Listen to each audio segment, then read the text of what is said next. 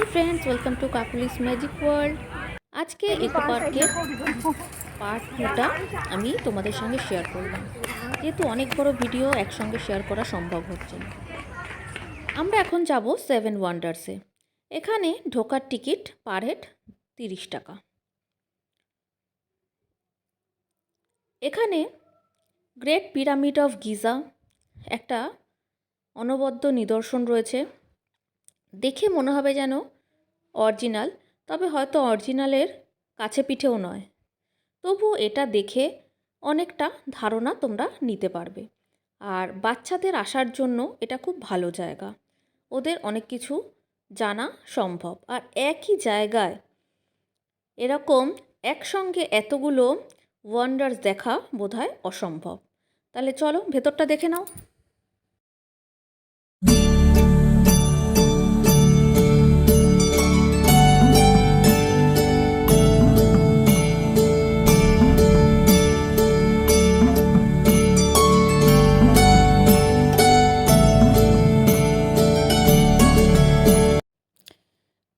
এবার পিরামিড থেকে আমরা বেরিয়ে পড়েছি, একবারে চলে এসেছি কলোসিয়াম অফ রোম।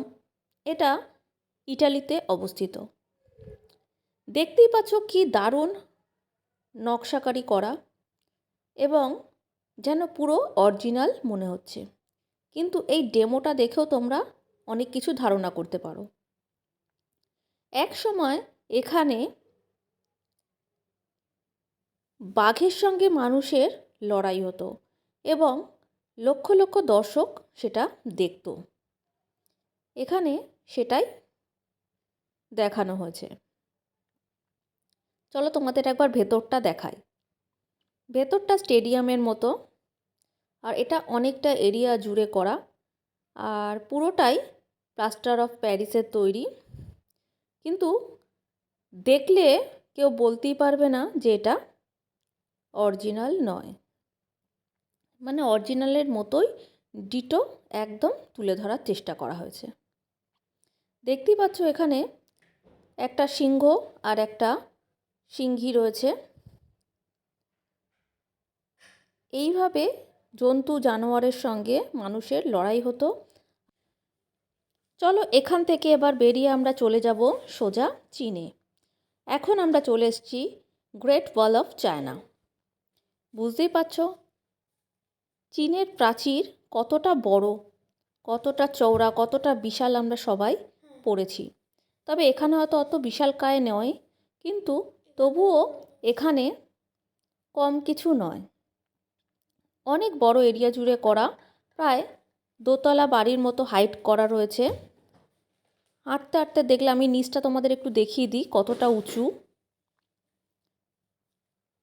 দেখতেই পাচ্ছ। আর আজকে প্রচণ্ড ভিড়, যেহেতু সবে জানুয়ারি মাস পড়েছে, সেহেতু প্রচুর লোক এখানে দূর দূর থেকে ঘুরতে এসেছে। চীনের প্রাচীরের দেখতেই পাচ্ছ সমস্ত কাজ যেন অসম্ভব সুন্দর। আমরা এখন দেখতে যাব প্রেমের অন্যতম নিদর্শন আগ্রার তাজমহল। কিন্তু তার আগে একটু শরীরটা গরম করে নেওয়ার প্রয়োজন। তার জন্য সবাই একটু চা কফি খেয়ে নিলাম। এখানে গেটের সঙ্গেই কিছু দোকানপাট রয়েছে, যেখানে চাউমিন থেকে আরম্ভ করে চা কফি সবই পাওয়া যাচ্ছে। দামও খুব বেশি নয়। আমরা 10 টাকা করে কফি খেলাম সবাই মিলে। কফি খেয়ে একটু রেস্ট নিয়ে তারপরে আবার যাব, কারণ তাজমহলটা যখন দেখতেই যাব একটু আলোটা আর একটু কমলে আরও ভালো লাগবে। দেখতে পাচ্ছ চারিদিকটা একটু যেন আলো আঁধারি অবস্থা। এই সময় দেখো তাজমহলের সামনের ফোয়ারাগুলো কি সুন্দর লাইটিং দেওয়া আছে, দারুণ সুন্দর আলো দেখা যাচ্ছে। এবার তোমাদের দেখাই তাজমহল। এটা অরিজিনাল তাজমহলের হয়তো কোনো দিকেই যায় না, কিন্তু তবুও এটা একটা নিদর্শন। যেহেতু ছোট ছোট বাচ্চারা বা বড়রাও বলতে পারো, সবার পক্ষে সম্ভব নয় সব জায়গায় গিয়ে এই আশ্চর্য জিনিসগুলোকে দেখা বা পরিদর্শন করা। কিন্তু এখন মানুষ অনেক উন্নত হয়েছে, মানুষ অনেক দেশ দুনিয়া ঘুরতে শিখেছে, তাই হয়তো অনেকেই এগুলো সব নিজের চোখে দেখে ফেলেছে। কিন্তু যারা কোনো দিন হয়তো যেতে পারেনি বা পারবে না, তাদের জন্য এখানেই যেন স্বর্গ তুলে আনা হয়েছে।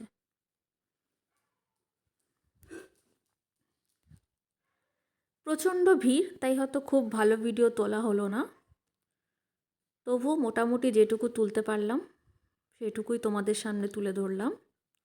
তবে বাইরের কারুকার্যগুলো এবং এই পিলারগুলো সবই কিন্তু অ্যাকুরেট করার চেষ্টা করা হয়েছে।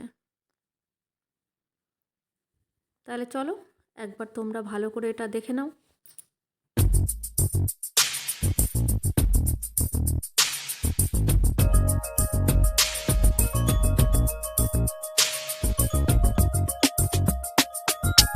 এরপর আমরা চলে আসব মোজাই statue of Easter Iceland.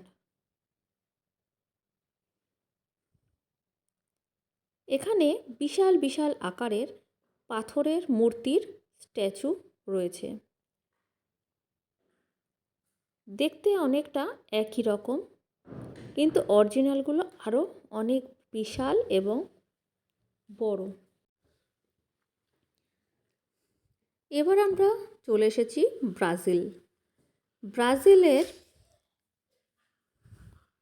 ক্রিস্ট of the রেডিমার এর মূর্তির সামনে। এটি অনেক বিশাল, নিচ থেকে দেখলে এর নাগাল পাওয়া খুবই কঠিন।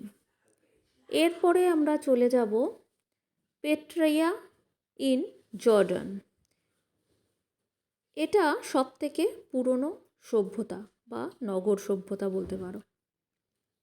এর কিছু ধ্বংসাবশেষ পাওয়া গেছে।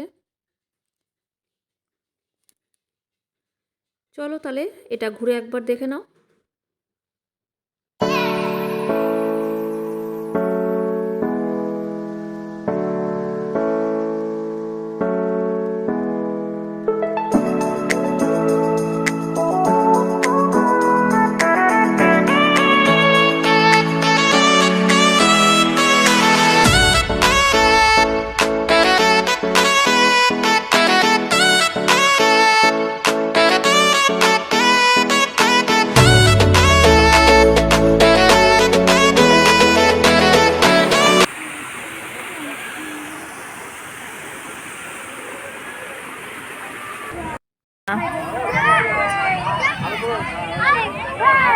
চল চলো চলো চলো চলো। এবার আমরা চলে যাব লেকের দিকে। লেকের দিকে যাওয়ার আগে সাইকেল দেখে ঋষি আর শুভ সাইকেলের বায়না করায় 150 টাকা দিয়ে আমরা একটা সাইকেল ভাড়া নিয়ে নিলাম আর 500 টাকা জমা রেখে দিলাম। ঋষি আর শুভর বাবা সাইকেলে চলে গেল, আমরা হেঁটে হেঁটে গেলাম। এখানে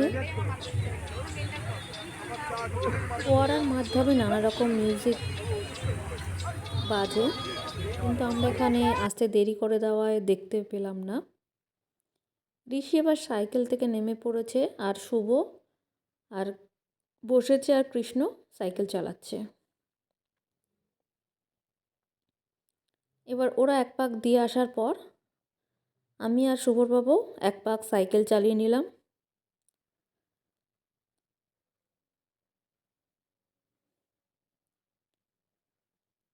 এবার বাড়ির দিকে আস্তে আস্তে রওনা দিতে হবে। তবে এরিয়াটা এতটাই বড় যে অনেক কিছু অদেখা রয়ে গেল। এটা হচ্ছে গ্রাম বাংলার পেছন দিকটা। এখানে 10 টাকা করে টিকিট। ভেতরে গ্রাম বাংলার নানা রকম বাড়ি ঘর, সর্ষের ক্ষেত সবই রয়েছে ভেতরে, কিন্তু সেগুলো দেখা হলো না। এবার আমরা চলে আসব, এটা একটা সোলার ডোম। এটা নতুন তৈরি হয়েছে। এটা 7টা পর্যন্ত খোলা থাকে। এখন বাজে 6:30। তাই আমরা এখন দৌড়ে দৌড়ে দেখতে ঢুকছি। এখানে কোনো টিকিটের ব্যবস্থা নেই, এমনি। কিন্তু বাচ্চাদের দেখার জন্য একটা ভালো জায়গা।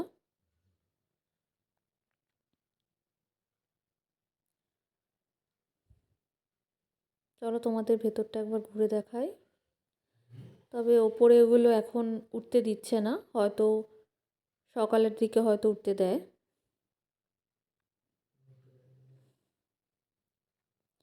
এরপর এখান থেকে বেরিয়ে দেখো এখনও টয় ট্রেন চলছে।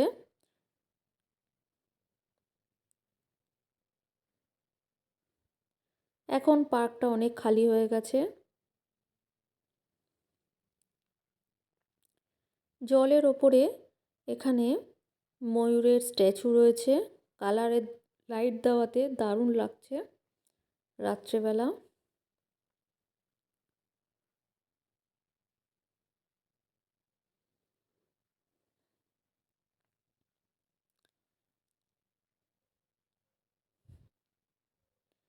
এরপর শুভর বাবা ঘটি গরম খেলো।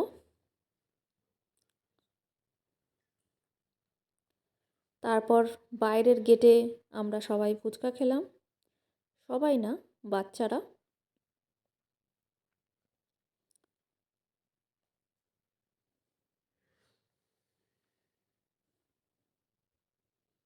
তারপর আবার গাড়িতে চেপে এবার বাড়ির দিকে রওনা দিলাম।